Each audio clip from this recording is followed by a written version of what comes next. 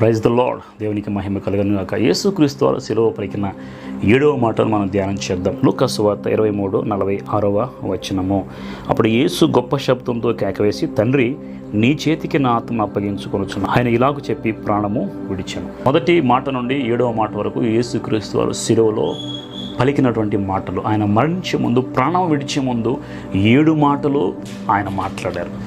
మొట్టమొదటి, తండ్రి, వీరేమి చేయుచున్నా వీరి దగ్గర అన్నాడు. 7వ మాట వచ్చేసరికి 7వ మాట 46 యేసు గొప్ప శబ్దం కేకవేసి, తండ్రి, నీ చేతికి నా ఆత్మను అప్పగించు. తండ్రి అని మొదలు పెట్టారు, ఇక్కడ తండ్రి అని ముగించారు. ఈ మాటలో మనం గమనించినట్లయితే యేసుక్రీస్తు వారు తన ఆత్మను అప్పగించి ఎవరైతే పంపించారో మరియమ్మ గర్భంలోకి పరిశుద్ధాత్మ ద్వారా, ఎవరైతే మరియమ్మ గర్భంలోకి పరిశుద్ధాత్మ ద్వారా జన్మించడానికి ఈ లోకానికి పంపించారో తండ్రి, ఆ తండ్రికి ఆత్మను అప్పగించాడు.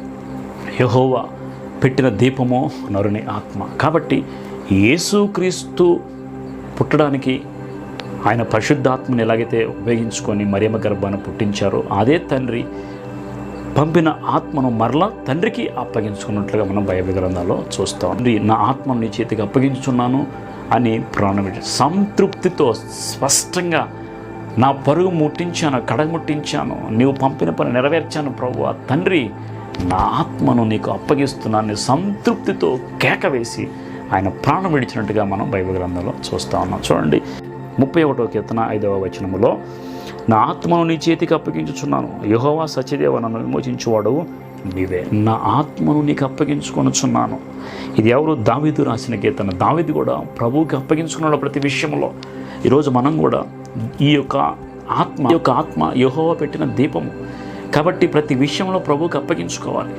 దావీదు అప్పగించుకున్నాడు, యేసుక్రీస్తు కూడా తండ్రికి అప్పగించుకున్నాడు. చూడండి, చాలామంది ప్రభువులో మొదలు పెడతారు, చివరిది సరిగా ఉండదు. ప్రారంభిస్తారు, ముగించడం అనేది క్రీస్తులో ముగించరు.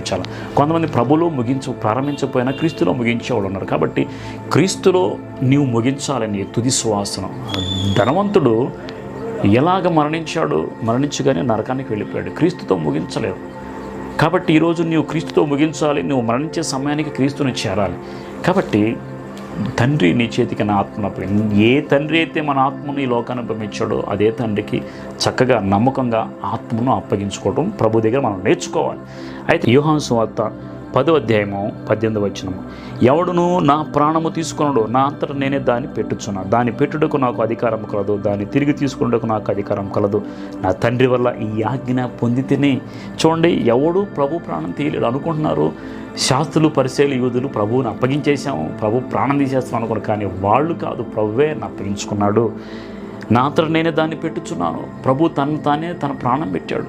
ఆయన అన్యాయంగా శిక్షించబడినప్పటికి కూడా ఆయన ప్రాణాన్ని ఆయనే పెట్టదలుచుకున్నాడు కాబట్టి మౌనంగా ఉన్నాడు. ఆయన కావాలంటే మనల్ని తప్పించుకోవచ్చు. ఆయన ప్రాణాన్ని ఆయనే పెట్టాడు. దాన్ని పెట్టుటకు నాకు అధికారం కలదు. ఆయన ప్రాణం పెట్టడానికి కంప్లీట్ అధికారం పొందుకున్నాడు. తండ్రికి ఆజ్ఞను పొందుకొని వచ్చాడు. ప్రాణం పెట్టడానికి వచ్చాడు కాబట్టి ప్రాణం పెట్టేశాడు. కాబట్టి శిలువలో 3 మేకులు పీక్కోలేదు అనేటువంటి మాట్లాడేవాళ్ళకి ఒక సమాధానం ఏంటంటే, ఆయనే ప్రాణం పెట్టాడు కాబట్టి మౌనంగా ఉన్నాడు. శిలువలో మేకులు పీక్కోలేదు. ఆయనే ప్రాణం పెట్టి తిరిగి లేవాలని నిర్ణయించుకున్నాడు కాబట్టి తిరిగి లేచాడు. లేచి విజయుడే మనందరికీ సజీవుడిగా ఇంకా ఉన్నాడు. కాబట్టి ఆయన ప్రాణాన్ని ఆయనే పెట్టాడు. ఆత్మ విషయమై దీనులైన వారు ధన్యులు అని ఆయన ప్రసంగాన్ని ప్రారంభించి, నా ఆత్మను నీకు అప్పగించుచున్నాను ప్రభువా అని ముగించాడు ఆయన ఈ లోకంలో. కాబట్టి ప్రాణాన్ని అప్పగించాడు. ఆత్మలో దీనులైన వారు ప్రారంభించి ఆత్మను అప్పగించుకున్నాడు ప్రభు. కాబట్టి ఆత్మ విషయంలో చాలా జాగ్రత్తగా, దేవుడు మనకు పెట్టిన ఆత్మను ప్రభువుకి అప్పగించాలి. లోకంలో సాతానికి అప్పగించామంటే నరకానికి వెళ్ళి కాలిపోతావు. కాబట్టి సాతానికి అప్పగించవద్దు.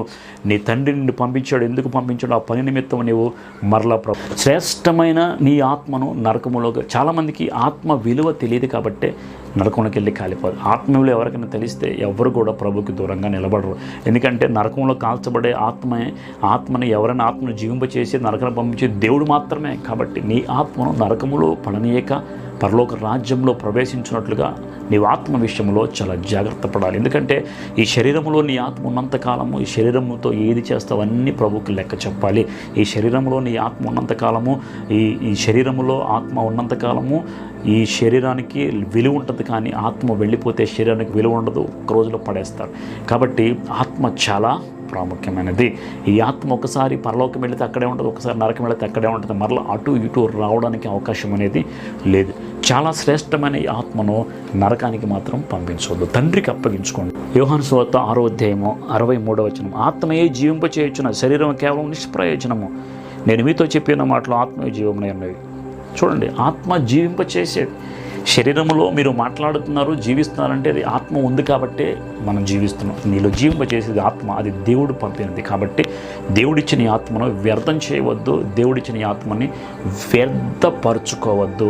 మీ అందరిని బతిమాలుతున్నాం, నీలో పరిశుద్ధమైన దేవుని ఆత్మ ఉంది, దాన్ని నరకానికి పంపించొద్దు, వ్యర్థం చేసుకోవద్దు, ప్రభువుకి అప్పగించు. 12వ అధ్యాయము 7వ వచనం, మొన్నైనది వెనకటి వల్లే మరలా భూమికి చేరును, ఆత్మ దాన్ని దయచేసిన దేవుని దగ్గర మరలా. ఆత్మను దయచేసింది దేవుడు, కాబట్టి నీ దేవుని దగ్గర నీ ఆత్మను పంపించాలి, కానీ నరకానికి మాత్రం పంపించదు. ధనవంతుడి వల్లే మీరు వెళ్ళి నరకంలో కాలిపోవడం దేవునికి ఇష్టం లేదు. కాబట్టి నీ ఆత్మ విలువ నీవు తెలుసుకుంటే నరకానికి వెళ్ళడానికి ఇష్టపడవు. కాబట్టి ప్రభు ఎలాగ అప్పగించుకున్నాడు, నీవు కూడా నీ ఆత్మను ప్రభువుకి అప్పగించు. యేసుక్రీస్తు పరిశుద్ధతను కాపాడుకున్నాడు, పరిశుద్ధంగానే కన్నుమూశాడు. నీవు కూడా పరిశుద్ధతను కాపాడుకొని నీ ఆత్మ విలువ తెలుసుకొని ప్రభువుకి నువ్వు అప్పగించుకోగలిగితే ఖచ్చితంగా పరలోక రాజ్యంలో నువ్వు సదాకాలము ప్రభువుతో జీవించగలవు, ప్రభుత్వనే నీవు నివాసం చేయి. కాబట్టి నీ ఆత్మను చంపుకోవద్దు, నీ ఆత్మను హీనపరచుకోవద్దు, నీ ఆత్మను నరకానికి పంపించుకోవద్దు, ప్రభువుకి అప్పగించుకోండి. ఈరోజు మనం నేర్చుకోవాల్సిన విషయం, తండ్రి నీ చేతికి నా ఆత్మను అప్పగించుచున్నాను. ఎవరైతే పంపారో ఆయన దగ్గర మరలా మనం వెళ్ళాలంటే ప్రభువులో ఉండి మరణించాలి, ప్రభువులో ఉండి జీవించాలి. జీవించిన తర్వాత చివరి ప్రాణము ప్రభువులోనే మనం విడవాలి. కాబట్టి క్రీస్తుని పోలి మనం నడుచుకుని 7 మాటలు మనం నేర్చుకున్నాం. ఈ 7 మాటల ద్వారా ఒక ఆత్మీయ అర్థాన్ని మనం గమనించుకున్నట్లయితే ప్రభు కోసం జీవించడానికి అవకాశం ఉండదు. కాబట్టి ప్రభు కోసం జీవించండి.